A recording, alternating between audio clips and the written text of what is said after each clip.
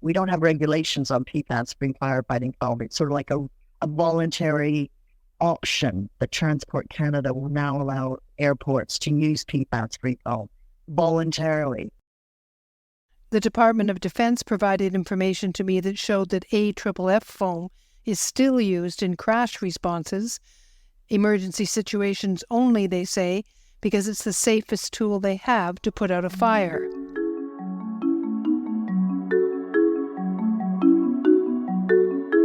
Just down the road from Canadian Defence Headquarters is a company of former firefighters who say they have a solution to PFAS foam.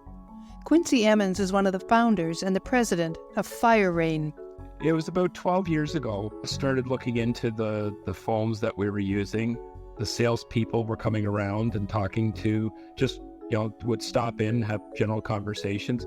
And they always used greenwashing terms like, oh, it's biodegradable, don't worry about it. It's totally safe. And then he stumbled onto information about the content of the foams. Just simple searching and then reading what was really in there, they cross-referenced it. And then when I started looking at that, I'm like, this stuff is bad.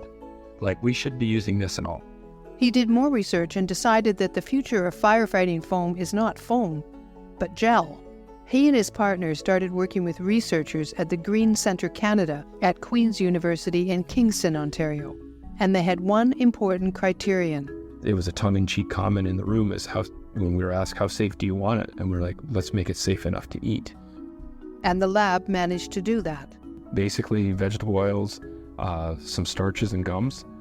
That's pretty well it. But the certification that we do confirms that there is no toxic synthetic chemicals in our ingredients. Its name, EcoGel.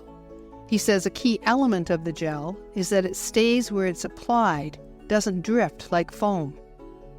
And once the gel has smothered the fire, we get the swelling that we need and create the sticky stuff that we do, but at a certain point it just breaks down.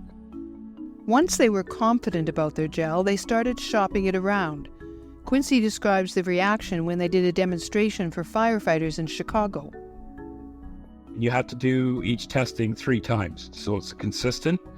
And everybody was laughing at the fuel fire test, and until the fire went out, and then it was dead silent.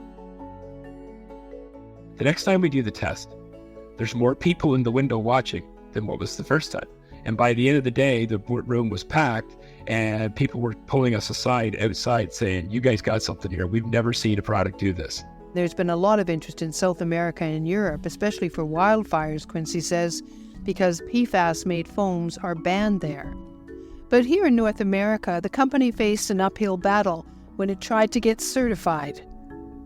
There's a listing under underwriters laboratories called the UL 162. That's the listing that a fire chief will look for to know that a foam has met the standards as tested by UL. That's Peter Sells, one of the company founders and the former chief training officer for Toronto's fire service. He says it's hard to sell the gel to a fire chief without the UI stamp of approval. So if fire chief says, well, do you guys have UL 162? We'll say no, because we don't make bubbles. A lot of the criteria that would be under UL 162 don't apply to a hydrogel. Quincy shakes his head as he remembers how getting past the bubbles requirement wasn't easy.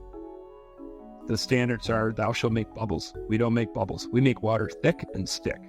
Fire chiefs in many communities across Canada are looking for safe foam replacements and are willing to give up on the bubbles.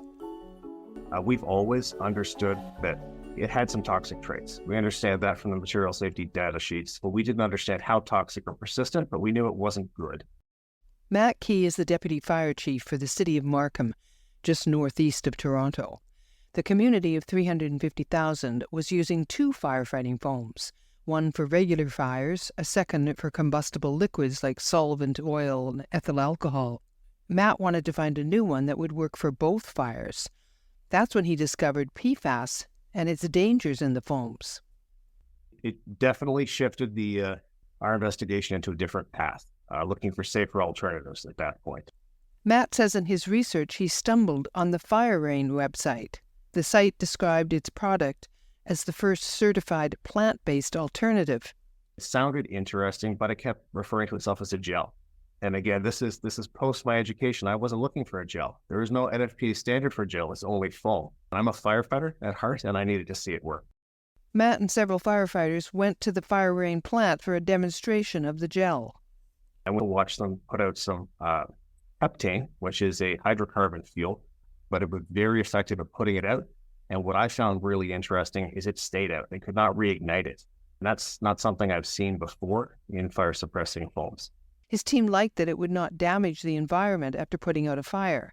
No rivers, streams, and ultimately drinking water would be contaminated. It's not what it is, it's what it isn't. It's a completely bio-based product. If you look at its SDS, its safety data sheet, there's no toxicity. As they were switching over from the foam to the gel, he was reminded again about the dangers of the foam. He had a hard time finding a company that would remove the chemical from the fire trucks and dispose of it. Some companies declined to even bid on the job.